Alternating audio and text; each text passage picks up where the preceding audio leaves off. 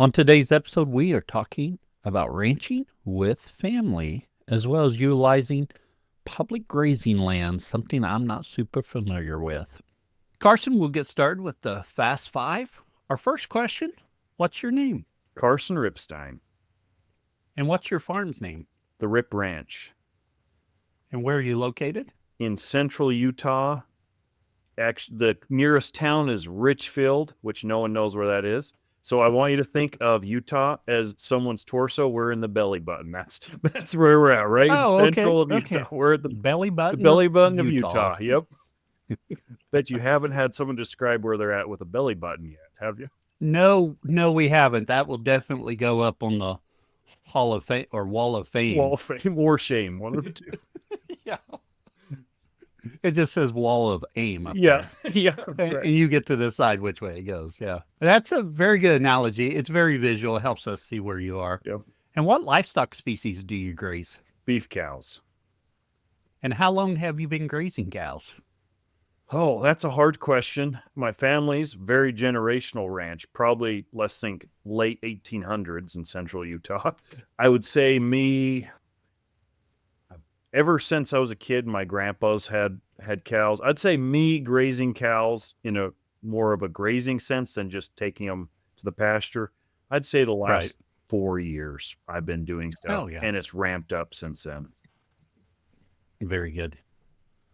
Welcome to the Grazing Grass Podcast, the podcast dedicated to sharing the stories of grass-based livestock producers and exploring regenerative practices that improve the land, animals, and our lives. I'm your host, Gal Hardage, and each week we'll dive into the journeys, challenges, and successes of producers like you, learning from their experiences and inspiring each other to grow and graze better. Whether you're a seasoned grazer or just getting started, this is the place for you. Calling all ranchers, if you're looking for a better way to optimize your grazing operation and rev up your bottom line, Noble Research Institute can help. Noble's unique approach to education pairs their own field research with the experience of their ranch managers and advisors to find practical solutions to producers' challenges. Every Noble educational course breaks down the science and principles to help ranchers like you build skills and confidence in regenerative land management, grazing practices, and business management. Noble Research Institute ensures that every insight they share has been tested in real-world conditions, so ranchers get solutions that work, not just theories. Visit noble.org to learn more and browse Noble's educational resources. For 10 seconds about the farm today, we are going to focus on how smart I am. Oftentimes we talk about electric fence, and I'm like, make sure you get it grounded really good. You know, what is that? 3 foot of ground rod per joule. Make sure you get that really done right, and it'll make all the difference in the world. I had that part correct. Second part I didn't get.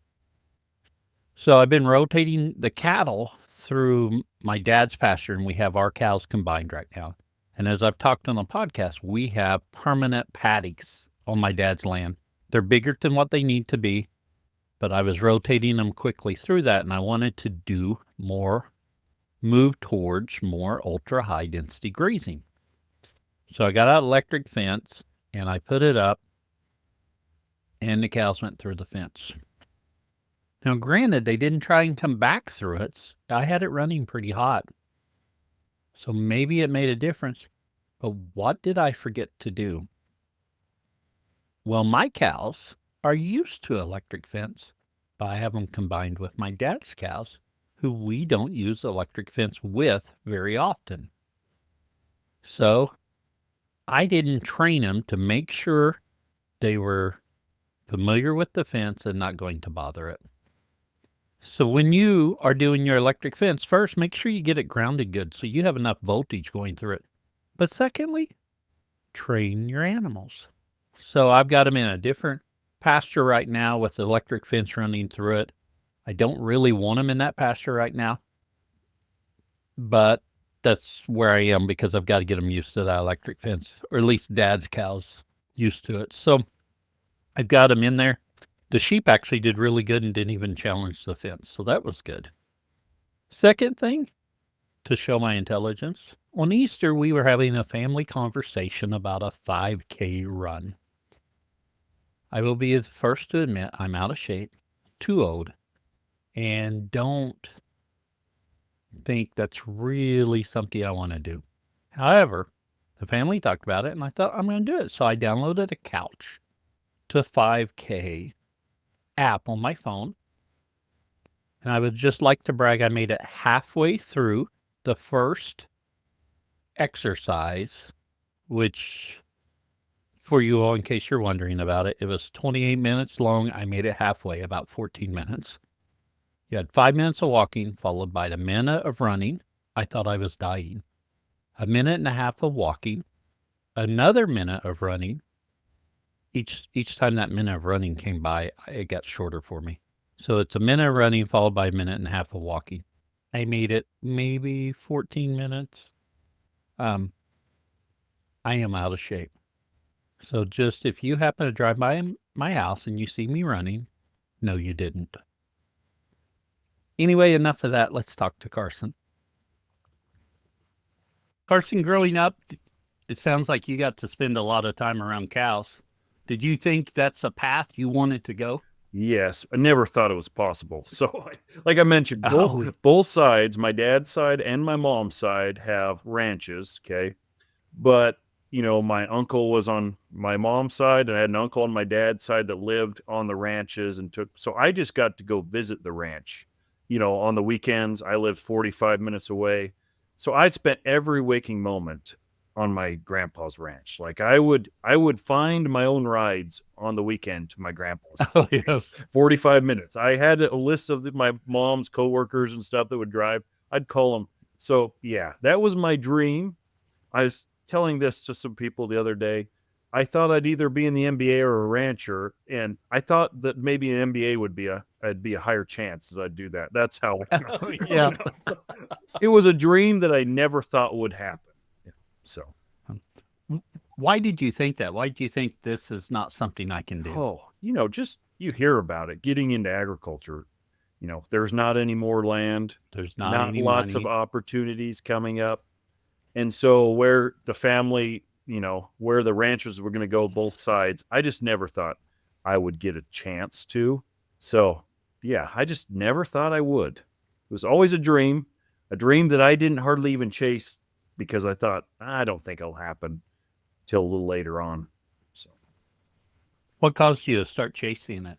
Well, so I started working my dad was able to, after I left high school, my dad was able to buy a little herd of cows, like 28 cows, okay? And he ran them with my grandpa. My grandpa was nice enough to let him run these 28 cows with him. And so that kind of gave me a little hope. But I thought, 28 cows, that's hardly worth, that's what my dad can do. He does it on the weekends and helps my grandpa. I started working at the co-op, and that's when I realized, man, I love this stuff. I love livestock. I love agriculture. And so that's when I kind of started. And then I was able to go, I bought 5 cows. I got one of those first time farmer loans from FSA, and I bought 5 cows. Oh, yeah. And I bought them in 2014, which is the best time to buy cows. That was great. So I spent a lot of money, and it was a mess. Cattle prices were really good right through there. They were really bad to buy, but you could not have told me not to, because But luckily, I had a job, so I didn't lose everything. But it had 5 cows, so that's kind of how I got started. And did you run those cows on your grandpa's place? No, at that point, right when that happened, my grandpa passed away. And so my dad was able to, through a coworker of mine, buy a little pasture. And so we moved the cows over. And then I had a person I go to church with. I asked them, they had a little 5-acre piece. And I said, can I buy some cows and put them on your piece? And they said, sure. So my goal was I was going to buy these like gummer cows because that's all I could get. Oh, yeah. And I was just going to calve them out, flip them, and that sounded great. But then the market kind of didn't, I was not going to hold any over. it didn't go as planned, but that's kind of how I started, was a little 5-acre lease that had no water. So I had to haul water in a tote. Right. Yes. If you're from Utah, that might make more sense than Oklahoma, but we had to haul water to it. So that's kind of how I started. There's plenty of places here that you would think would have water and it doesn't have year-round water or Right. something. And hauling water is a great way to make you more observant about where water is. Yes, it is. Yes. Yeah. Yep. Now, I hate to even ask this question because I know the answer on here, or at least the direction you went with this, but what kind of cows were you looking for? Did you have a certain type in mind at the time, or were you just buying what was going through a sell ring? Well, so at that time, I was looking for the complete opposite of what I'm looking for now when I buy a cow. So I would have said my goal was to get us in our area, what's really popular, Sim Angus, right? That cross a cow. I would have Yeah, said, I thought you were going that yeah, and direction. you love Simmental, so I have to kind of diss on it a Yeah, little. I do love Well, yeah, scimitars. You're exactly right. I'm not fond of Angus, but I right. do love scimitars. So that's why I gotta say it. But so my goal was big. I wanted big Sim Angus cows Oh that yeah. would wean these big old calves. That was my goal. Hmm. That is not my goal anymore, but that's what I was looking for. So, and then as I grew, I was literally just buying. My dad works at the sale barn. He loads trucks there. He was law Oh, enforcement, and at nights, the night after the sale, he'd go load semis. So I'd oh just yeah. go to that auction and I'd sit there, and usually my brother, he likes to sit at the auction more than me. He would buy whatever was cheap. So if you look at our herd, I've got, and we can go into this later, I have a purebred registered Angus herd, but I also have a herd of cows that I have some yellow cows, some gray Oh cows, yes. couple with a little tiger stripe, but not a lot of ear on them. But I just bought whatever I could get for cheap because I was trying to grow, and I Right. just grew with cheap auction cows. So I think when I was in high school, I got a ag credit loan, and I went and bought short and solid cows. mhm. That was my goal. Bred short and solid cows, and they did really good. That was, I don't know, 86, 87 when I bought those. And then I went through college and had to sell them all to pay for living expenses in Right. college. But it was really nice to have them. But I remember, you know, I am still a fan of buying those old cows and getting a calf or two out of them Right. if the market doesn't mistreat you too bad. Right. As long as you don't And buy them in 2014, that's yeah, freaky. right now it might be a little iffy with the Yeah. prices right now. And they say they're going to hold up for another year or two, but at some point they have to go down. I don't know. I don't know. So like I I was don't just know able to either. get some more grazing, and I cannot get myself to go buy cows right now. I just can't do it. So Well, I went to a sale last night. Hogs, goats, and sheep, okay. because I'm thinking I need some hogs. I've mentioned it on the podcast before. So I went to observe the sale and thought I'd buy some. I didn't buy any, but they brought in two 1 to 2 day old Holstein bull calves just through a ring. You're talking the buyers there are there for goats, sheep, or goats, sheep, or hogs. Sorry, Mhm. those three. But they bring in these calves. They still brought $400 each, Yeah. and You should have I've bought them. raised That might have enough. been a good deal, Cal. Maybe so. I've raised too many calves in my life to know that Yeah. they have a knack for laying down and Yep. dying. Yeah. But because that is really cheap compared to other prices I'm seeing, hmm though. Yeah. Yeah. Yeah, But I don't know. It's an interesting time. Lots of yeah. optimism, but there's also a lot of, you're like, how much? I think a lot of people got burnt like I did when they bought cows. Oh So yeah, I think people are a little more cautious, maybe. So yeah. And there's, Doug Ferguson is so good about identifying those undervalued animals in Mhm. the marketplace. Yeah. One of these days I'm gonna go to his school, but Right. yeah, figure out where that place is. My brother, the best cows we ever bought. My brother, he was working for a guy who would kind of trade cattle a little bit, and they would buy these cheap cull cows, And then my brother, this is where he learned to preg check too. They just preg check them, and we'd buy some of these cheap cull cows that are just really thin and looked rough. And we still Oh, have a yeah. bunch of those left. And I think we paid like $700 because he just wanted $50 more than he paid for them or something like that. Oh, yeah. So my brother would preg check them, and we'd buy a couple of those, and they were some of the best purchases we ever made. Yep. Yeah. That Dad, so when we sold out the dairy, we sold it out in 99.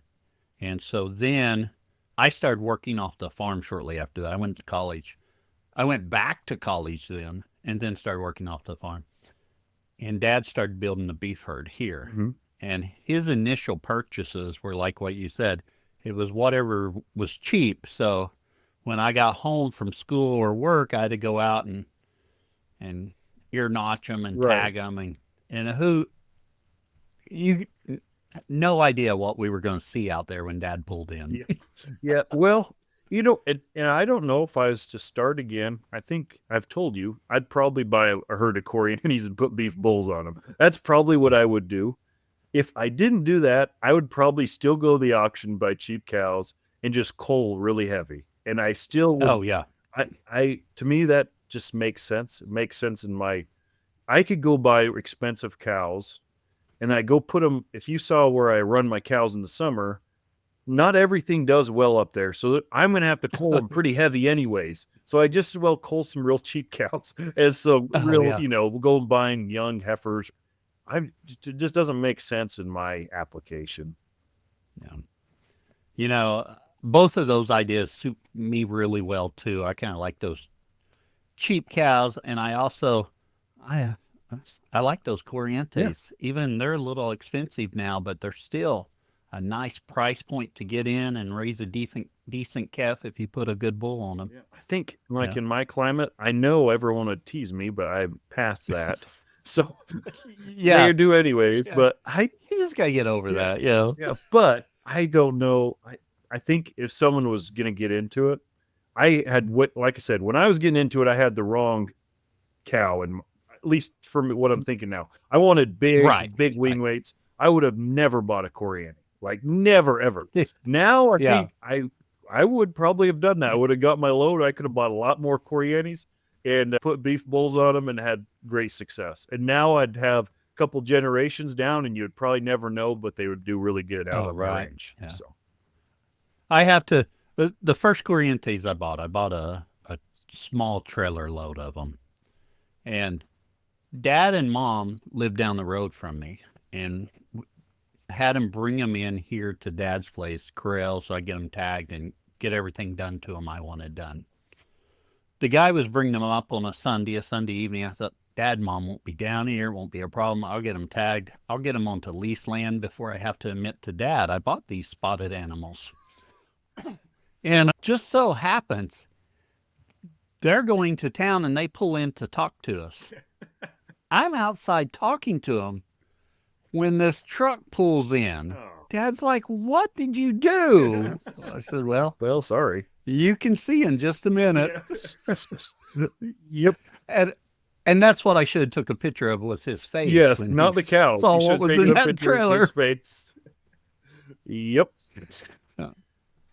So you got started with those first cows, and you had a little bit of land. How did the journey continue with those cows? So that was, my dad, like I said, had a little herd. My brother had maybe 4 or 5. I had 4 or 5, and I thought that's where it would probably end, because I just thought, okay, I have these 4 or 5 because I love it. Like, I just can't stop thinking about it. It's like I wanted some cows, no matter what. I wanted some cows. Oh yeah. And I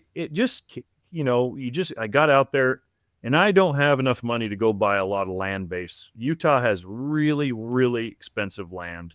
I saw, housing and land in Utah is getting up there with some like California and stuff. It's going out. Oh yeah. I didn't realize land would be as expensive. Yeah, it's growing. It's one of the fastest growing real estate markets is Utah. It's not a great place to start, but what I did is I just found every little piece of property that no one else cared about or wanted, and I talked to them, and so that's how I was able to grow. Like, I just found, I still make some hay on people's here in town. Utah is a little different. It's split up different because of how it was settled.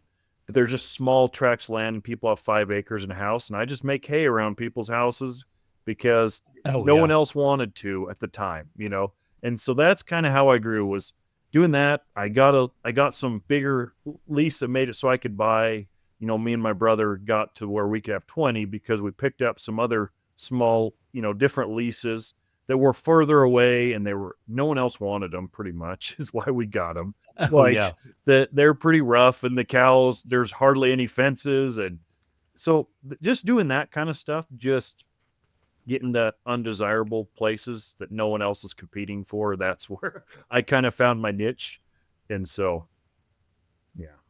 Right. If money's a limiting factor, then your labor, your time, your initiative to get out and find some of these undesirable pieces are the way you make up for that. Yeah, exactly. And Yeah. and I'm not one of the kind of people that's scared to look dumb or to get someone say no. I'll ask someone. I don't care. It's fine for me. I'll ask them. Most people tell me no, and then a couple of years later they might call and say, "Hey, I've started thinking, and you mentioned, so."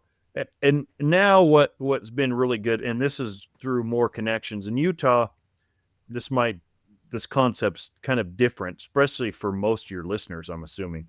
Most of Utah's public land. So what we've been able to do is now buy public land permits where we take our cows in the summer out on public land so like starting May 15th through October 15th, my cows are out on public land. So I bought those rights to be able to do that. So that just came up through connections from my dad growing up there and that kind of stuff. So that's where majority of my cows now go up on public land in the summer. I was just able to buy or kind of do some deal where I got an extra 100 head grazing rights on public land. So I was able to grow and do some of that and Oh, yeah. cut back on some of my leases. I wasn't able to just go buy another 100 head of cows. Like I didn't have that. So some of the leases and I've kind of done that as I've leveled up. I've gone to some of those leases that are less profitable because I had to haul water or something like that. Oh, I've yeah. just kind of cut those and moved, and we've been able to grow. Now it's me and my dad and brother. We're equal partners on the deal now. We've all run it together as an LLC, Rip Ranch. And so we can run about 150 mother cows now. And so we've kind of evolved from when we started, and I had 5, my dad had 28, and my brother Oh, had yeah. 3 or 4. So now we're about 150, close to that. We're not all the way there. I'm running extra heifers this year to kind of get up on my numbers. But so we do that in the summer. That really has helped us expand. And then I lease, we don't own very much. We probably own between us all 30 acres maybe. And then all the rest I lease. Oh, yeah. So, yeah. So there's 2 things there, Karson, I want to get into. One's your family LLC Mhm. and how you all got started on that. And the other thing is public lands. Mhm. Like you said, that's not something I'm familiar with. Outside of conversations we've had, that's all I know about Right. it. So maybe a few other conversations. So I'd like to get into that a little bit more. But first, let's talk about your brother, your dad, and yourself forming a LLC and running cattle together. How was that process, and how has it gone for you? So my dad had his cows, my brother had his cows, I had my cows. And we would just go at the end of the year and do that awful thing and say, I bought this much. And we would do this thing, and I'd pay my brother, he'd pay me, my dad. It was just this big mess. And we all worked on the same team. We never thought, oh, that's your cows, you need to go get it. Cause we all ran together wherever we ran. Oh, We yeah. just had our own cows. About 2 years ago, we'd kind of talked about like, hey, we need to figure something out to make this so it makes more sense, because it's just to make it fair for everyone. And so what we did is we all had, by the end, we were all pretty close on cows. Maybe my brother might have had 2 or 3 more than me, and my dad might have had 1 Oh, or yeah. 2. And we just said, you know what? If we're all fine with it, we just made an LLC, and we threw everything into the pot. And now it's just all the Rip Branch. We're all third owners. Everything happens Oh, in yeah. thirds. which works really good. And I think the reason is we're all really, really putting a lot of effort not keeping score on who does what. And, we all know whose strengths what. And like my dad, he's retired. So he goes and feeds the cows way more than me and my brother. My brother manages a ranch for work and I have a job. I work at Redmond, so I do that. And but my dad is able to do a lot of the day-to-day stuff because he's retired. But then I do different things that I'm better at than my dad. So we kind of Oh, just yeah. having that awareness, and that's kind of how it's worked. It's worked really, really well. Like I couldn't have asked for it. I wouldn't do it the other way again. I would do what we're Oh, yeah. doing. It's worked out because we've been able to combine capital to buy some, some things we wouldn't have had to, because it's like, well, I have this much money that I can invest, and my brother had this much and this much. And then how do you do that on your taxes when you each bought a third of a tractor and all this Oh, kind of, yeah. so it's been really good. I know there are, there's always well, what does it do when it blows up at some point or you split up? And we've been planning on that, and we're going to do more kind of planning, but I think it's worked out really well for us. Oh, yeah. And just to speak to that, do you all try to have set meetings, or are you all just a family that talks a lot? How do you keep any undercurrent from developing into or festering into a problem? That's a good thought. If you ask my wife, she'll say because Carson has no other friends than his dad and brother. So if that makes sense, like I have no other friend. I'm laughing, Carson, because that's what my wife tells me. Oh, She's like, "You're on the phone with your dad again. You've talked to him 3 times today. yeah. We What more do you have to say to so we him?" have a group chat and on text, it's me and I bet you that's who we talk all the time, whether it's about what I'm doing at work. That's just what we do, and we're very, Oh very yeah. close. I I I think part of it, and we are very forward with each other. I think that is what most people miss is if I'm upset, I can say, "Hey, Dad, this has been upsetting me. Oh Can yeah. we do? What can we do?" And then he'll probably say, "Well, I'm doing that because you're upsetting me." And then we kind of figure it out, right? Yeah. So I think part of it is Yeah, that having that honesty, communication. and we try that. It's that the communication and then the honesty are probably the two most important, and I wouldn't want to do it with anyone else. I don't Oh think yeah. I know. Well, part of it's I know I couldn't do it all by myself right now. And my dad knows he doesn't want to do it all by himself. And my brother can't do it all by himself. So we're all relying on each other to make it work. And so it's been really good.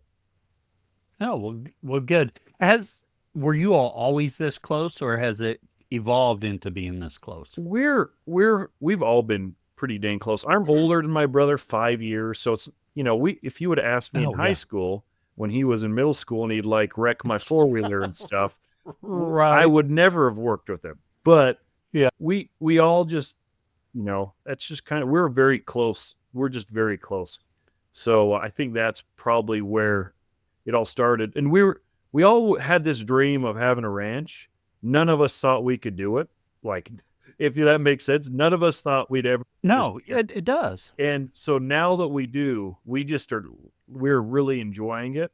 And sometimes when my dad's frustrated or something, I'll say, "Dad, remember 5 years ago, you would have been dreaming to be able to run this many cows or to be able to do this, or that we would be able to afford to do this because we just couldn't." So it's been good, and we all have the same goal, and we have the same things. We send each other podcasts, and we're always it's been great. I really am happy with it. I wouldn't want to do it alone. That's part of why it probably Oh, works is I don't think I could do it alone. I'm not jealous of what my brother can do. And it's just oh yeah. so we built that foundation well. I know for me working with my dad, it hasn't always been a smooth ride. Of course, when I was younger, I thought I was a lot smarter than I am. And so now I realize I'm not as smart as I think I am, and it makes the journey easier. Right. And like I said, Dad and I talk a lot. Of course, sometimes I still vent to my wife that I can't believe that's what they're doing or Right. what's to do, but It's going to be fine. Well, I will tell you this, Cal. One of the reasons it works so good is my dad he is the man. But by this, I mean, when we put everything together, I might say we all had similar cows. He still put more into the pot. Like, Oh, yeah. he's that kind of guy. The other thing is like you could tell from earlier, we came from very conventional thinking on ranching and, inputs and wean weight. That's the thing we cared about. My dad has done nothing but let me and my brother thrive, So Oh, yes. he has not said, well, that's not the way I did it, or I think it should be done by my grandpa. If I want to bell graze, my dad, like 2 years ago, I said, we want to bell graze. And he's like, that kind of seems stupid. Like he's nice about it. He's like, makes no sense why they're going to waste so much. But he didn't say, you can't bell graze. We went and bell grazed a spot. This summer, we were looking at that field and he goes, why didn't you guys bell graze more? So, and then this year we did a bunch of bell grazing. So I think that one of the reasons it works is my dad is a champ. He does not, he does not think that he is, because he's got some more experience. And I think that comes from, he didn't have a lot before. We kind of grew it all together. We were all growing at the same time and together. So he's made it really smooth that way. And it's not like we don't have frustrations. There's things, and you work with your dad. Right. There's things about They're your always dad gonna that be will drive you stuff. nuts. But and if I talk to someone that's outside a third party, they'll say it's just because you just like him. But we're correct. Yep. Those are the things that bug you the most about him. But then you're like, oh, geez, that's the same. I'm the same way. So right, yeah. That's how the family dynamic works. It's been really well. Not all roses. We have our things, and I'll be mad at but it works out. Yeah. Well, communication, honesty, transparency. You didn't say transparency, but I just see from the conversation a lot of transparency, honesty, and communication. Those things are going to solve so many things, whether it's working with family or whatever job you're doing. I see so many things. Communication's just that huge one. That I'll tell you one more that I think is really important. If you just assign good intent to what they're doing. Oh, yes. If you just assign good intent, instead of being like, goodness gracious, my brother, he did this and he did it. He knew, there's always that. If you just assign good intent to what people are doing, and if we mess up, if Dad didn't do something the way I would have done it, if I assigned the best intent to what he's doing, that makes a big difference too. Oh, yeah. I like to call it giving them the benefit of the doubt. Yes. Yep. But yeah, that good intent, that could apply everywhere as well. If we did that to each other as a nation, oh my goodness, we'd be so much better off. Yep. Yes, we would. Yeah. Yeah. That's as far political as I'll go, but that's really where we should be. Geez, that's really taking a stand, Cal. Yeah, I know. I want to be open and accepting and help everyone. Yeah, I agree. That's great. Yeah. Let's talk first, before we go public lands. You've talked about dynamics of your family operation, but somewhere in there, you all made a switch from going with these large frame cows to working for something that might work better with nature. And I hate to even word it that way, because I don't want to put words in your mouth. But at some point, you went from these large frame cows to you had a mind shift. Mm-hmm. What caused that? And were you and your brother and dad, you mentioned your dad with the bell grazing, but were you all in agreement on that? Or what kind of journey was that to get there? So I think it started, my brother went, after he graduated high school, went out to Nebraska and worked for Ag Reserves, which is a large ranch. If you guys know Burke Tykert, he was the one who kind of started he ran Ag Reserves. So he went out to the Rex Ranch where Burke Tykert managed. Not anymore. He didn't work with Burke, but he worked out there. And he would call us and tell us about these cows. And he's like, the first calls were like, these guys are stupid. They've got these little cows that, these little ugly cows that just, and so he started that and he went out there and worked a year and he started coming home and that's where we kind of learned a little more about stockmanship and all this kind of stuff. Oh, yeah. Was ideas planted in my brother there. But at first it was like, they're not very smart. They're not near as smart as we are, So, I'm going to stop you right there, Karson, because it brings to mind. So I had this.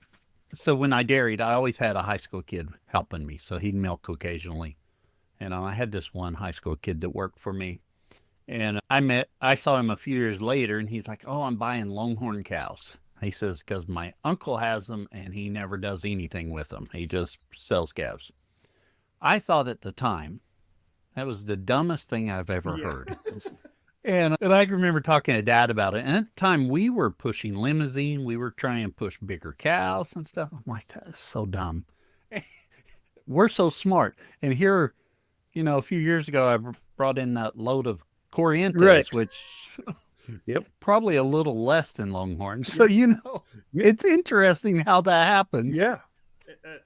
So that was a start, is we thought they were dumb. And then he came back and he went and worked on another ranch that's down on a desert. And he kind of saw cows that never touched hay bales much, and we started seeing what worked, what didn't work out there.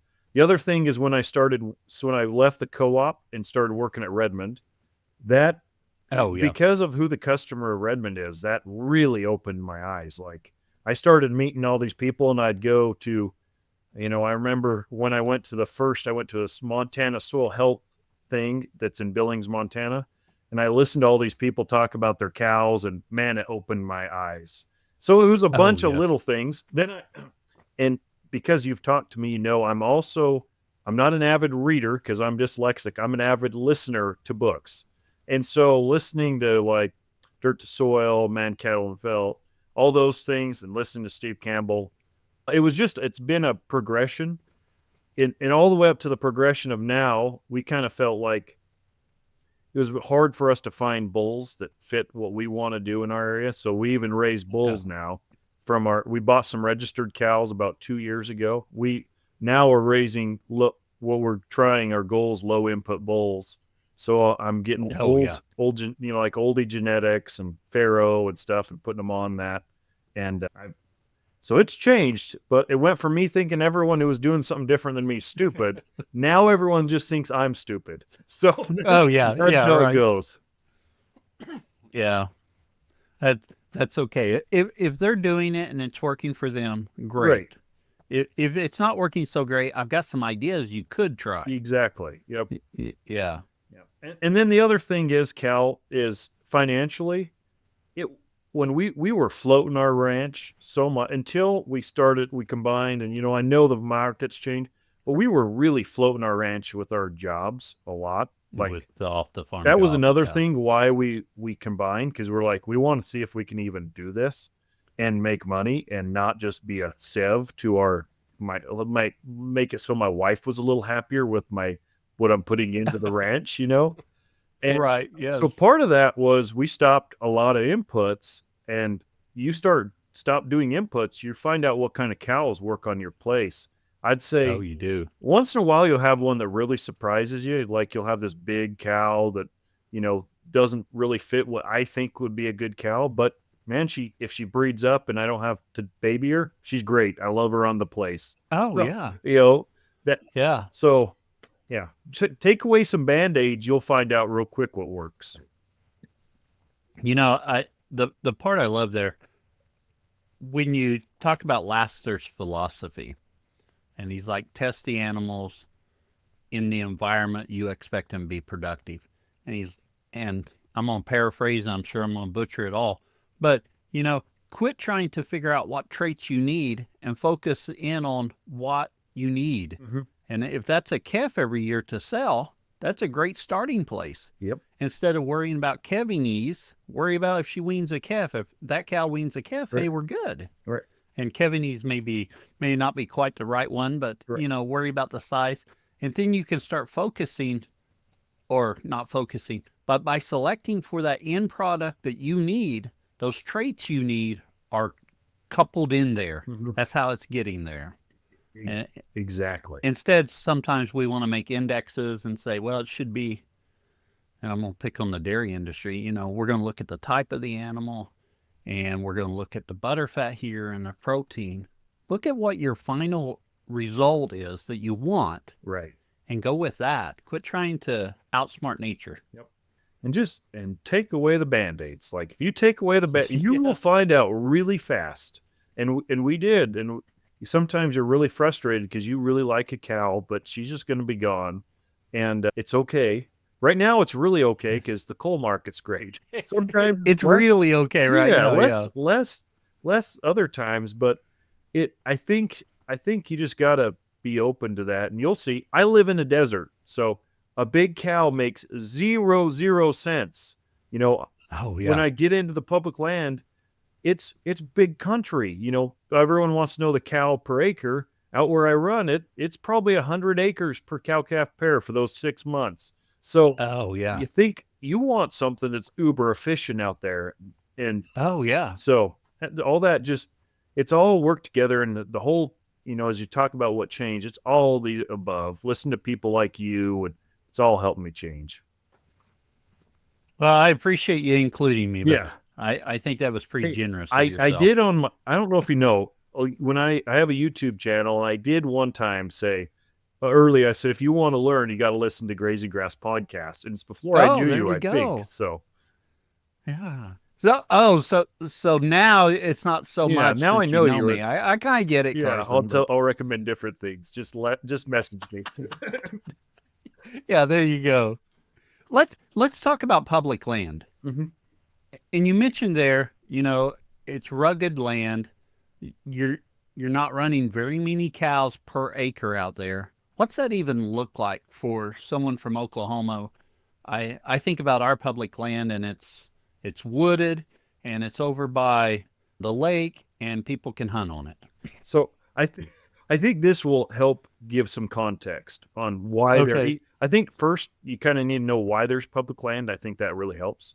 So think about when someone went to Oklahoma and they could homestead and they got 320 acres or 180 acres. Their family could live on 120 acres, right? Or Right. 360 acres. You could live, you could raise a family. If I moved that same homestead to Utah, there's a little valley that maybe if you lived in that valley you could make it 360 acres, but that's where everyone lived. So Oh yeah. if you, and I told you the cows, it might take 100 acres to run a cow. So if you had 320 acres, yeah, you got 3 cows. Look at you. Good job. And there might Yeah. not be any water on it. So what happened is, the whole people would then that's when grazing on public land started because they'd settle these valleys and they'd raise their hay there and then they'd graze the public lands. So Oh yes. where I'm at, and it's not just me, there's probably 7 other families that run on the same public land. And to be able to run there, you have to own what we call as a permit. It's just the ability to run on that land. Okay. And you can sell the permit just like you would sell a pasture. You sell the permit, the right to. Oh yes. So, but it doesn't mean you own the land. And I don't get to choose. The thing that's the worst is I don't get to choose how I graze up there. The government chooses how I graze. That's one of the caveats. I don't have to buy the land, but I still have to pay grazing fees and fencing fees and all that. And the other thing is I don't get to choose how we graze. We don't graze how I'd like for 6 months a year because Oh I yeah. don't get to choose. But I live in rough enough country that my cows still get weeded out because I want where I'm at, and each public land's different. Where my one grandpa my one uncle runs cows, it's kind of like the Garden of Eden. There's tall grass meadows, high mountain meadows, beautiful aspens with tall green grass, and the cows can get fat as they can be. You move a little further where I run cows, and if you watch my YouTube video, I always joke, what if you're wondering what the cows eating, it's rocks. It's because they, they're it's sagebrush and no live water and just using dugouts or ponds. So it varies where you're at and how, but Oh yeah. so I know that's a little complex and confusing, but So some people might have the most beautiful grazing ever in the summer, and I have some of the most rugged grazing. It's the when you think of pastures, think of 20,000 acres, and then we rotate them through 20,000 acre pastures or Oh, yeah. 15,000 acres. So that entails we do everything horseback out there. So because it's so big, but that I hope that gives a little context. But it's varies. What it looks like varies, but what Oh, it yeah. is you get told you can run on this tract of land and you can run this many cows for this many months. And sometimes due to Oh, drought, okay. you have to come off early or go on late or have less Oh, cows. yeah. So that and I don't get to make that decision. The government does, which is good. Right. We should graze differently in different times of year. So that's kind of how that works. Now, when your cows go to those grazing permits, are your cows isolated from everyone else's They, they, cows, or are they they all run commingled? together. They all run Oh, together. So, yep, your cows, you take them up and you take them up there. And by the end, about the 15th of October, we all start gathering cows and we just bring everyone's in. And my cows are commingled with someone else's cows. So oh, yes. So, how does that affect your breeding? Because that's that means you've got 6 months there that what potential is other bulls are in there and stuff. yeah, How do you manage your breeding so that you can that's get the type of animal you want? That's a great question, and that's my biggest paradigm that I cannot get over, Cal. I want to calve later. I really do, but I don't want to calve with everyone else's bulls. And Right. Yeah. if you know what I'm saying? And so like on my Yes. purebred cows, I try to breed them 45 days before, give them 45 days, and then anything after that's just going to be cold or sold. I won't Right. keep heifers or anything. On my commercial herd of cows, I just I let the bulls be with them for like the first 21 days, so one cycle, and I'll try to keep heifers out of that group because they're the first ones Oh, to yeah. cycle. But that gives me the paradigm that I'm now calving in February, which is not the best. And I would love to get out of that, Right. but I can't wrap my head around just taking it up there. And I really think that doing the right genetics makes a big difference in our country. And so there's my biggest paradigm. So you just brought out my biggest paradigm that I wish I could fix and I could just find the easy way to do it. And I really just don't know what to do. And you might find it because you're not stuck in my head. So But I do see that problem because to the right time of breeding, if you're going to calve later, is going to be right in the middle of those 6 months. yep. So And no one yeah, and that no and makes it everyone else wants to in my area, everyone calves in December. That's when everyone calves. oh So, yes. so we don't have harsh winters like North Dakota. So it works. But Oh you yeah. think of the amount of money it costs to feed a cow through there. So we used to calve in December. We've now moved back to February because that's about the time the cows go on the mountain. They're going to be at the bull. Like that's just how it's going to be. There's going to be bulls up there, so they're going to get bred. So that's what I've moved it back as far as I can that I can think of. I just Oh yeah. unless I could keep my cows separately, but there's just no way to do that. I just have to deal. That's kind of my cheat code is I get a graze public land in the summer. My lack of Right. cheat code is I can't choose when I get a calve near as much as I wish I could calve in May or April, right? And it Right. just Right. there's my paradigm. I wish I could get around it, and I really can't. But I pushed them Oh, back. So last year was the first year we moved from December to February. It was awesome because my commercial herd of cows, I didn't feed them. Usually, very common in my area to get home in October. They graze some hay stubble until November. Then they've got to start calving. So they bring them in. They feed them from November or about the end of November to the middle of May or June. I lease a lot of stubble, so alfalfa stubble, corn stubble, oh grain yes. stubble. Luckily, I was not able on my commercial cows. I didn't feed a bale of hay until the 1st of March, which it was a big Oh improvement yes. because I used to be November, Yeah. right? The end of November. I made that Right. jump, and it was been awesome this year. I leased a whole Oh bunch of yeah. corn stalks and I just calved my cows out on it. And most people in my area, that's not normal. They've got sheds, and I just calved them out Oh on the yeah. corn stalks, and it was great. It's been one of the best changes from feeding all that time to just letting nature do its thing. And I wish I could get Oh, around my calving. So if any of your listeners don't feel free, it won't hurt my feelings to give me ideas. So, oh yeah. Yeah, that is being able to extend their grazing season like that's just really going to help your pocketbook. oh, tell me, yeah, Yeah. yeah, it's a big deal because I can raise enough hay myself, but now I'm excited because we made that change. I am now, alfalfa's king here in Utah, and so usually you get 3 cuttings where I live. I think for my Okay. third cutting this year, I am now just going to be done with it and graze it. And so I'm Oh, going to make yes. less hay, which is going to make me a lot of money, save me a lot of money on inputs. Right. And it's going to, like I said, that's one of those things my neighbors are going to think I'm a weirdo, but I'm pretty excited to do that. I've also stopped doing as much alfalfa, trying to get more to grasses because it holds over better than alfalfa through the winter. Oh, A yeah. while than Yeah. alfalfa does. So. Yeah. Well, very good.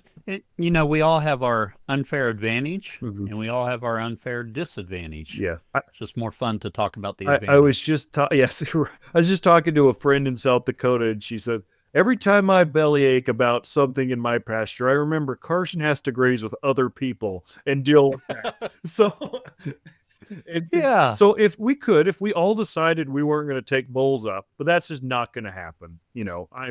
Right, Right. like we're in our grazing, we're trying to figure out should we use virtual fencing or not to kind of Oh, change yeah. grazing patterns. Getting them to decide that is a pain. So I could not imagine if I approached them with, I might get ran out with a pitchfork. So, Oh, yeah. yeah. So, anyways, But but virtual fencing would hold a lot of promise oh yeah, for managing animals on those grazing lands on that extensive land if they've got enough coverage that it, it can work yeah, in that and area. this I think it would work out there. It's just, and we're gonna it's on the table. We're trying to figure out how it works and all that kind of stuff. So it's on the table, but it's just, if it was me, I'd have it.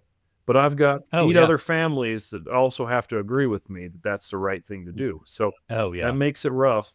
But the cool thing is I get to control the cows most of the time, half the time. I get to control everything when they come back, and so that's Right. my advantage, is I can do what I want when they come back. So Yeah. Very interesting discussion on public land. And like I mentioned at the first, I'm not knowledgeable about it at all. Before we switch gears and go to our overgrazing section, where do you see the future for Rip Ranch? I don't think our goal's to grow a lot bigger than we are. I think we're pretty content with the size. We grew this year. Like I said, we got more permits, so Right. we were able to grow our capacity this year. My goal, where I really want, is to find a way to extend my grazing. So that's my rough time of year is about March to May, because that's when things are starting to green up, and I would love to have somewhere to go. So I'm not out on, because right now I've kind of got them in dry lot type things, feeding them, which is not what I want to do. But Right. I've got to, we're cold enough. The grass isn't growing a lot, but it's growing enough. I don't want them grazing yet because there's not even enough start on it.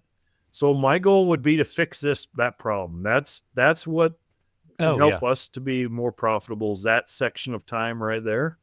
I think if I can figure that out through leasing or buying some kind of spring grazing permit, something like that. That's my goal, is to fix that time period on our ranch. That's what I would like to do. I think if we want to be more profitable, numbers are not what I'm lacking right now. It's that time period. I Oh, hope I yeah. answered your question, Cal. So, Oh, yeah. No, and that makes sense. Yeah.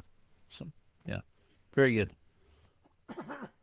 Let's transition to the overgrazing section, and our overgrazing section is sponsored by Redmond.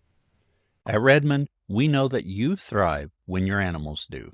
That's why it's essential to fill the gaps in your herd's nutrition with the minerals that they need. Made by nature, our ancient mineral salt and conditioner clay are the catalyst in optimizing the nutrients your animals get from their forage. Unaltered and unrefined, our minerals have the natural balance and proportion that your animals prefer. This gives your herd the ability to naturally regulate their mineral consumption as they graze. Our minerals won't just help you improve the health of your animals, but will also help you naturally build soil fertility so you can grow more nutrient-dense pasture year after year.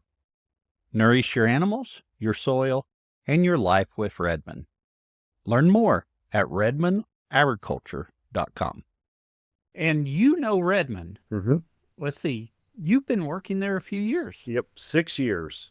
So to get started with Redmond, just let's introduce Redmond to our audience much better than our ads have been able to do. Perfect. So what Redmond is we are, so where I said I live in the belly button of Utah. Now you guys will never get that out of your heads. Never. It's stuck there. You're always going to remember where Karson lives, is the belly button of Utah. Right just 30 miles north of me, we have Ancient Sea mineral deposit. That's a salt deposit. And we've been mining salt there since about 1958. So the cool part about it is the salt that comes from there has all the sea minerals in it. So the other cool part is the sea minerals are sequestered, so it's not like coming off the ocean. Most sea salt comes off the ocean, and we don't have that. So we don't have any of the pollutants or anything that comes off the ocean. We're sequestered sea salt. And with that, we also have a really cool clay deposit that we sell product at. Oh, yeah. So you provide those products. Is that the only thing Redmond provides? That's the base. The base of all of our products is salt and clay, and we do a lot of different things. So we have people not in agriculture laugh when I say human salt, because they're like, well, what other kind of salt is there? But we have table salt, right? We have electrolyte drinks. We have hunting rock. So if you've ever been to Bass Pro Shops, Cabela's, and you've seen trophy rock, that's Redmond. That comes from the same mine as Redmond. Oh, yes. Salt. Yep. So it's in Tractor Supply. We have equine rocks. So yeah, that's the base of all our products. The thing that makes it unique compared to other companies that are selling salt and mineral is that we're unrefined sea salt, that it's sequestered sea salt. The other cool thing that a lot of other companies will have sea salts and things. We also have some people with expertise at Redmond, so we can help with your farm and actually help with that kind of stuff. And we have other mineral mixes. So like on agriculture side, it's not just our salt. We put garlic in the salt for fly control. We have a mineral mix for goats and sheep and beef cows, and we can add minerals for whatever you need. So let's go with the Redmond salt just to get started with that. It's got minerals in it, trace minerals in it, because you're harvesting it from that ancient sea. Are you feeding anything else to your cows beside the Redmond salt? No. So I used to. Back when I worked at the co-op, I was the smartest guy around. I had this like $60 a bag mineral that was going to make me a fortune, and it never did. So I didn't. But yeah, so my cows, they get Redmond salt all year round. That's their only supplement. I will tell you, I have a cheat code that I live by there. So if there's ever a broken bag, I sometimes get the beef mineral mix, or, if there's ever a broken bag, sometimes I get one of those. But yeah, there's another advantage. There's my other unfair advantage. But so Redmond salt's my supplement. I do add the clay, the conditioner. I do add that during the summer or the winter time, but that's what my cows are supplemented. And why do you add the clay or the conditioner during winter? There's a couple things. If I could year round, I would, but like I said, I don't have full control of what happens 6 months a year. Now, yes. Right, and you don't want to provide it for everyone else. Well, and it takes a little work because you can't feed it just free choice. You got to mix it with the salt. So you put like 3 parts salt, 1 part conditioner, or you can do like Steve Campbell recommends, you do the enticer to get them eat more. But if you're not able to do that, the 3 part salt, 1 part conditioner is is great. So the things that it does is a natural toxin binder, which is really cool, and it binds all sorts of different toxins. I've seen research where it helps with larkspur, which only happens at high. This will mean nothing to you, but if you graze at high altitude, it's a poisonous plant in high altitude. I've seen results that it will actually help with that toxicity, aflatoxins, anything like that. So when I'm grazing corn, I definitely want it because it'll bind toxins. It'll also buffer the rumen, so it's just as good or even better than bicarb. And the other thing is it also is chock full of minerals, of really bioavailable minerals. Oh, yeah. So if you're grazing a high percentage alfalfa or a high percentage legume, that conditioner is going to help in those cases. And we've also seen cool results on feed efficiency, things like that, because of the conditioner. So, yeah. Karson, I'm thinking, where do I want to go with this next? Would you like me to tell people why maybe our philosophy is different than the industry? Would that be interesting to you? Maybe you. I do think it would be, yes, because I think it's important, just as we do business with anyone, to understand where they're coming from and support the businesses that have like-minded missions of ourselves. Right. So I think the couple things to understand about Redmond that makes us unique is, first, we live this life. So the owner of Redmond, is really passionate about human health, regenerative agriculture. We have a raw milk dairy right near our mine where we sell raw milk, and we're trying our best to do it in the cleanest, most natural way. We just planted a bunch of pasture to turn the cows out on more pasture. So we're literally grazing grass at Redmond, and we're trying to do more and more of it, which I think is really cool. The other thing is, I think our philosophy on supplementation is different. The industry standard, I don't know if you've ever heard of the term NRC, Cal. You probably have. Yes, I have. Yeah. For someone who doesn't know, it's just what they tell you your animal needs to not be deficient or to be too much. I used to have a green book on my shelf that had all the requirements. And if you enjoy to read that, you're a sicko. That's what I think. Right. Yeah.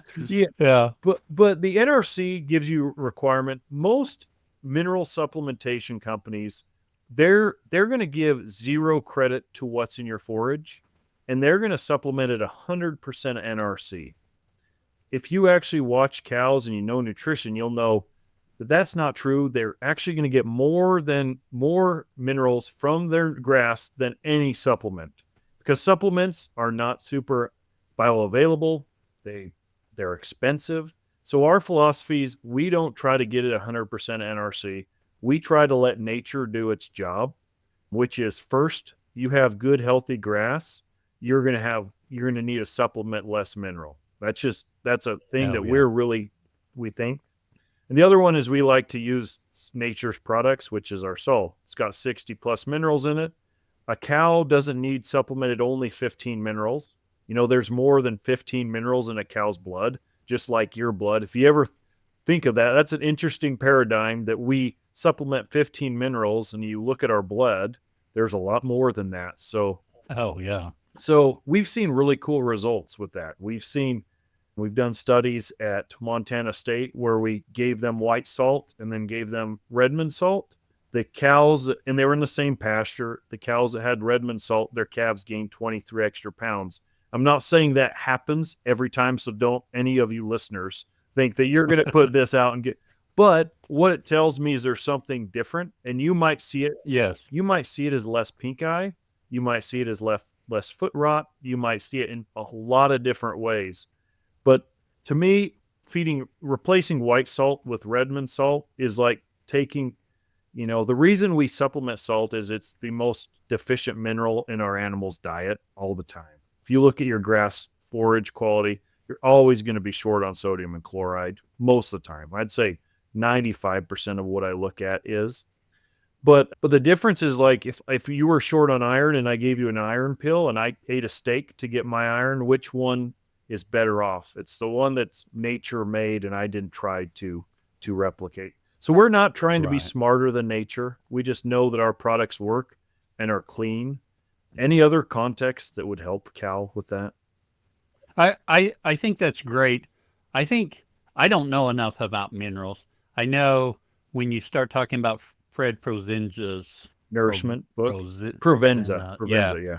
Provenza, get all those consonants in the right places It's there, tough which with is a little his tough name, for yeah. me. Yeah, they he talks about animals going and able to do some selective grazing based upon their needs, Mm-hmm. which speaks to that we don't have to be providing everything to them, but we can provide what a certain amount or what they need. Right. I'm excited because we're going to start using Redmond salt here, and I know over the years our mineral program has been lacking. And when I say that, it's because I didn't have mineral out there, or then I get it out there. So I'm excited to start using Redmond salt here and see how it works for us. And it's interesting. People who are probably more in the mainstream feed industry would say, oh my goodness, you are going to cause so many problems, Cal, if you take away this mineral that's chelated and balanced by our nutritious. Your cows are just going, their teats are going to turn purple. They might just all fall over dead. It, it's crazy. There's a lot of fear around mineral. I think you're right. Like people don't understand it. It's Right. we I have to admit, I don't. and the thing is you're right. I've seen that cows are way better at meeting their needs on a pasture. If you have a diverse pasture, like if you're grazing right and you have a diverse pasture, I would say you could put Redmond 10 fine out, and that could be your mineral program, and you will have zero problems. Sometimes you might need to supplement more because you have lacking forage. That's fine, and we do supplement. We have selenium 90, which has some added traces and added selenium, or our beef mineral mix, and those are fine. I'm not saying you shouldn't use something with added, but the Right. goal should be get your grass good, and so that all you need to do is supplement some salt and some trace minerals to it. So it doesn't. I think that the feed industry has made us so scared of minerals, and we shouldn't be. Your cows will tell the whole story. Look at your cows. Like if you're not having problems, why are we so scared of it? you know. Oh, right. Yeah. So you say your minerals lacking, and I in my head I'm like, well, cow, what problems are you having on your cow herd, right? And Yeah. sometimes I'll give a good example. I had a rancher from Dillon, Montana call, and he said, I need some mineral, but man, I am so low on phosphorus. I said, how do you know you're low? Oh, a vet told us years ago, and everyone knows this area is really low in phosphorus. So I actually had him. I said, I said, do you have phosphorus deficient problems? No, no. So I named him. He didn't have any. We went back and he sent me his forage test.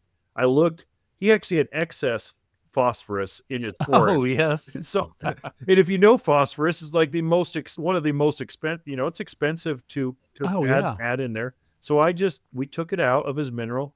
He'll call me once a year when he's going to order his salt and tell me how much money I save him and how much he's happy with me, because he thought he was so scared if he didn't feed like a 15% phos mineral, his cows would just fall apart, and he's not had Oh, that. yeah. So I think if you don't know, Cal, I'd say you need to test your forage, have someone look at it and compare it to what the NRC values are.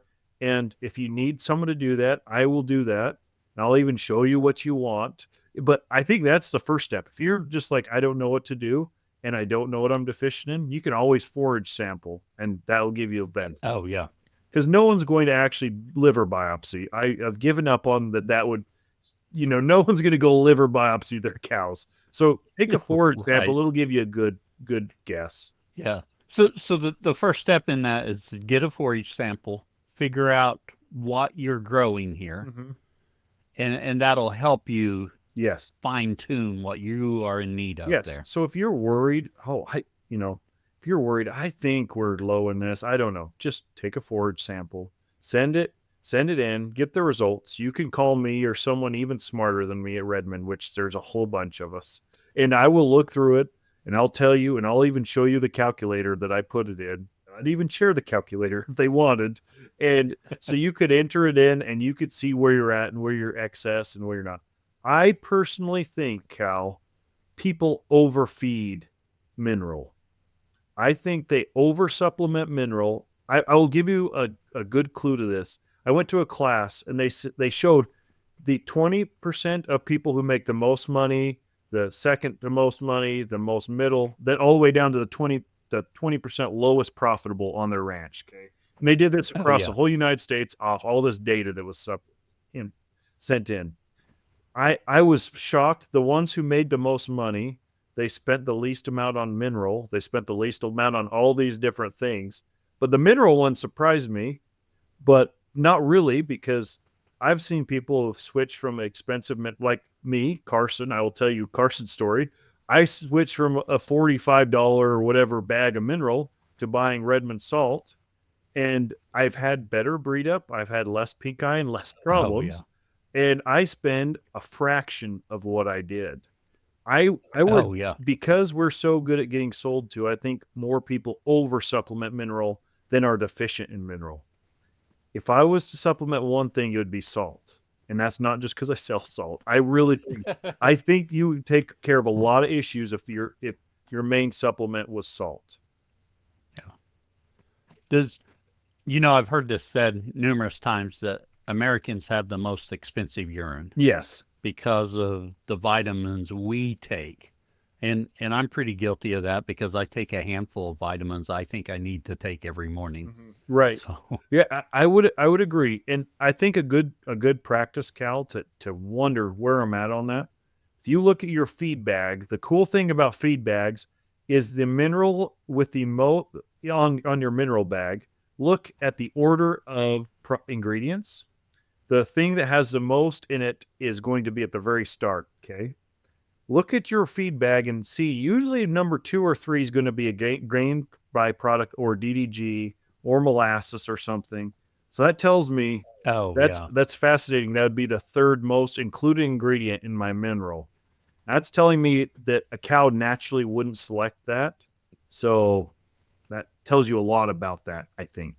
So Oh, yeah. I think people cause a little saying from Fred Provenza. If you've read his book Nourishment, have you read that, Cal? I have to say that's one on my shelf Hey, that I haven't I'll read. give you. Is there an audio There book is. available There for is an that? audiobook. So you are Be, now. It's now on your list. yeah, well, because I just finished Man, Cattle, and And it. Vel, Yeah. because you had said, hey, there's an audio book for Yeah. that. I So was like, there's an oh, audio okay. book for Nourishment. I waited and waited, and it finally came out, and you need to listen to it. But he says a quote, and I will misquote it because I'm not very good at quoting things.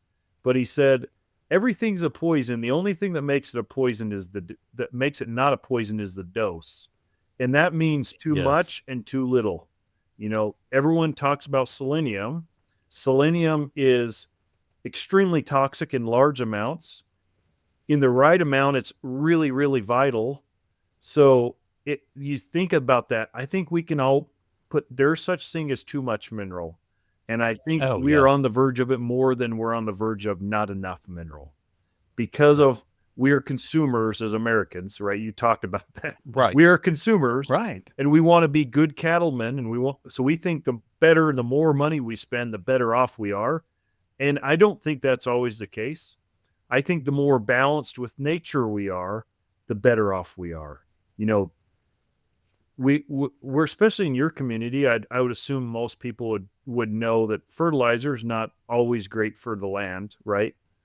And Right. I would say I don't always think heavy minerals good for our cattle. In the same way that you wouldn't go put tons of urea on, I'd be careful about putting tons of calcium and phos in my cows. So, and I know it's going to make that might make people confused, but I would love to talk to anyone who wants to have that discussion on what their program could look like, and by just looking at forage samples, things like that. It's not going to be Oh, yeah. perfect, but we can get a lot closer that way and actually see, are there any holes? Yeah. Very good. Before we move off of Redmond, where can you buy Redmond So salt? that's a great question. And like you said, it can, depending on where you live, it's easier or harder. If you live in the Great Plains like Nebraska, Montana, South Dakota, North Dakota, it's so easy. You just go on our website, redmondagriculture.com. find a store, put your zip code in, it'll be at the store because there's lots of cows there. It's really easy for us to get it to you. If you live somewhere else, I'd say that's your first step is to go to that. Or just call us at Redmond and I'll get you a hold of someone. We'll get you a hold of someone who will get your product found. Like Cal wanted some. He said, "Hey, I want some." I just got Duke that knows the area to call him. Duke found him some. It works out really slick. So if you don't know and the locator's not, you don't find anyone on there, we will get you product. Just call us. We'll help you find it. That's anywhere from you want a 5-pound bag up to I want a semi-load, we can help you figure out where to get it. Oh, very good.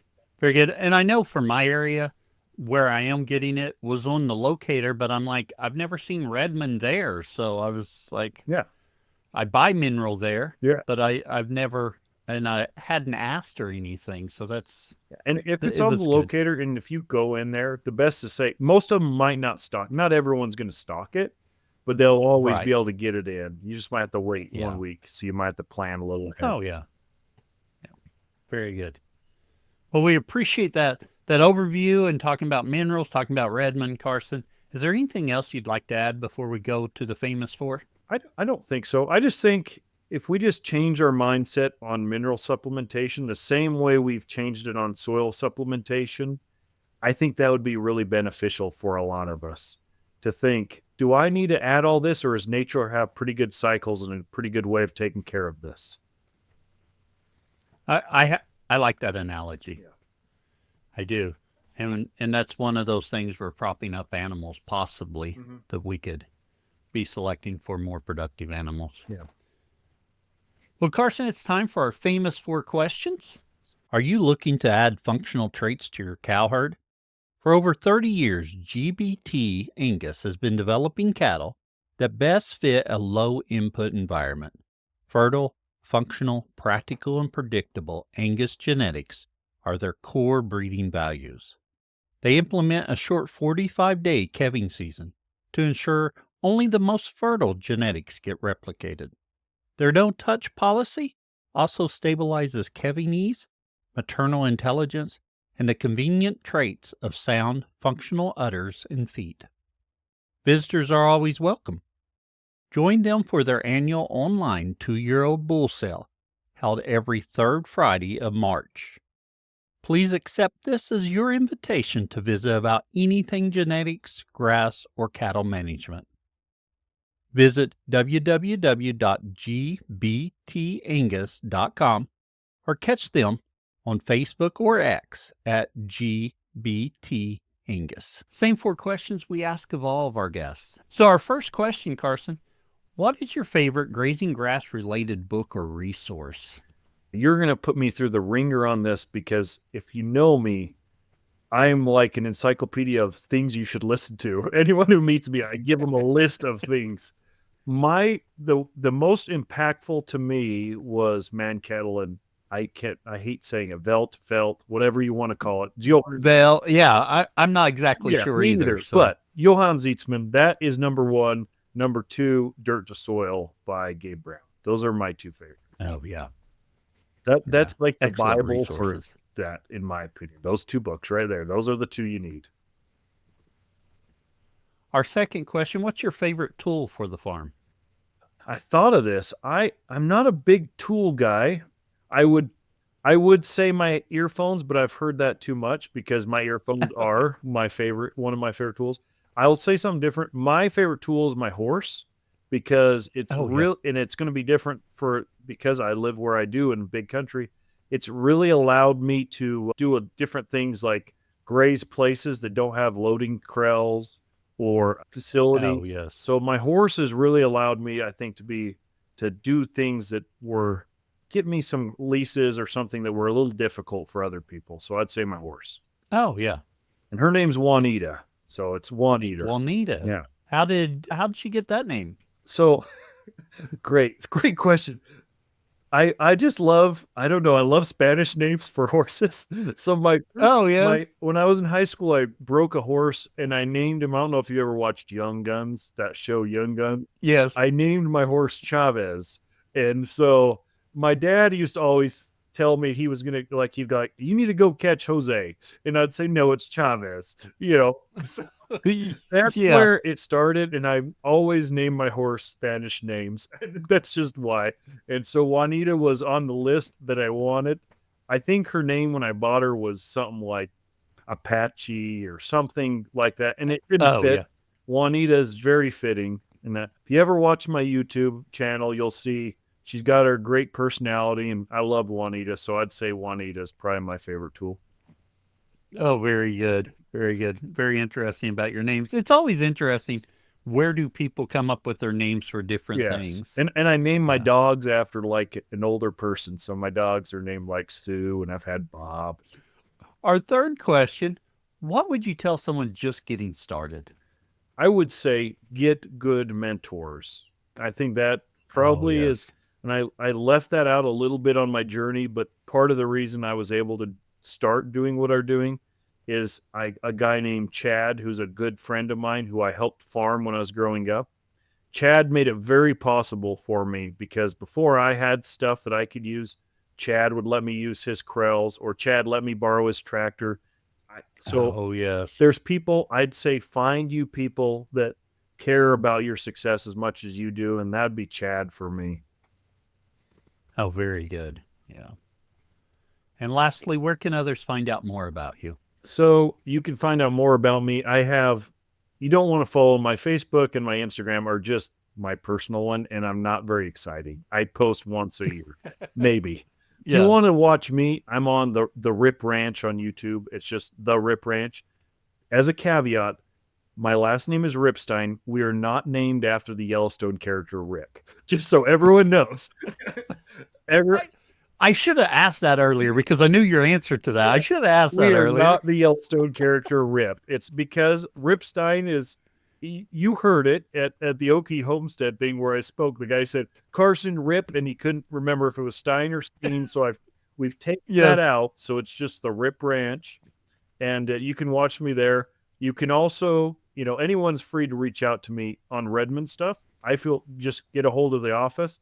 If you want to talk to Karson, you can, or whoever at the office. But if you want to talk to me that way, just redmondagriculture.com. You can find all that information. Oh, very good. Very good. And to wrap this up, Karson, do you have a question for me? Yes. I want to know. I'm interested in this. I asked you this at dinner, but I want to know if you're going to test your bulls this year after we had our discussion at dinner. I am planning to test them this year because I do think that's important. Now, I feel a little bit, I also think I should test my Rams Right. as well. Mm-hmm. But I'm more likely to let that slide on the Rams than I am on the Bulls for some reason. But yeah, no, I think we will. And I say that I just got to get it on the calendar, call and schedule it, and just do it. Yes. That was my question. I was curious if I changed your mind on that when I was quizzing you at dinner once. Yeah, no, I really think I do agree. It's something we should do because that's probably the most stressful time of the year to me is that time between breeding and you get them preg checked. Mm-hmm. Yeah, you just don't because know. what if you preg check and they're all open? Right. What if, and we do blood tests, so I'm able to preg check early, but they're still, by the time you put the bull in there, you want to give the last one that had an opportunity a month. So you've got 3 months in there that you're just like, or for me, I'm like, well, I hope he's doing his job. I'm not seeing enough action out there. I'm not. So it would alleviate some stress by doing that. Right. And I think and the thing is, it doesn't cost very much. No. It costs a little bit of time. It costs a few dollars. It's not expensive. But what happens if that bull is no good? Right. Then you got a whole big problem. I had a bull, and he was my favorite bull, Cal. I was so proud of this bull. I got him on a good deal, which makes me like something more. And he was about 4 years old, and I love this bull. I knew he would test, and he didn't test, and it was the most disappointing thing. It was a good he just didn't have enough. He was shooting pretty much blanks. I thought, I'm glad I didn't put him as my only bull with some group of cows or something. Oh, yeah. I would have been really disappointed. So I hope that was an Yeah. okay question. That was my question. Oh, that was a great one. That was. Didn't mean to call you out. No, but we have to share our failures and what we've got to be transparent and honest with the audience here in life. I just think it's beneficial, and I would like to say I do everything the way you're supposed to, but you drive down the road in front of my house and you'll be like, no, he doesn't. Right. I can tell. Right. And that's truly the case. So we're all trying to get better here. And that's okay, huh? Like, Yeah. if we look at everyone and just know they're trying, it makes that whole, like I said, a sign of positive intent. That just, Yes. yeah, that's great. Yeah. Working with the tools we have, and we just want to increase the tools in our toolbox. Sometimes it's just not going to be the way you wish you could do it, right? I wish I could cab later. I just can't right now. So it just, it is what it is. And it is. I will find it one day. So. Well, Karson, we really appreciate you coming on and sharing today. Perfect. Thank you for listening to this episode of the Grazing Grass Podcast, where we bring you stories and insights into grass-based livestock production. If you're new here, we've got something just for you. Our new listener resource guide is packed with everything you need to get started on your listening journey with the Grazing Grass Podcast. It gives you more information about the podcast, about myself, and next steps. You can grab your free copy at grazinggrass.com/guide. Don't miss out. And hey, do you have a grazing story to share? We're always looking for passionate producers to feature on the show. Whether you're just starting out or have years of experience, your story matters. Head over to grazinggrass.com/guest to learn more and apply to be a guest. We'd love to share your journey with our growing community of grazers. Until next time, keep on grazing grass.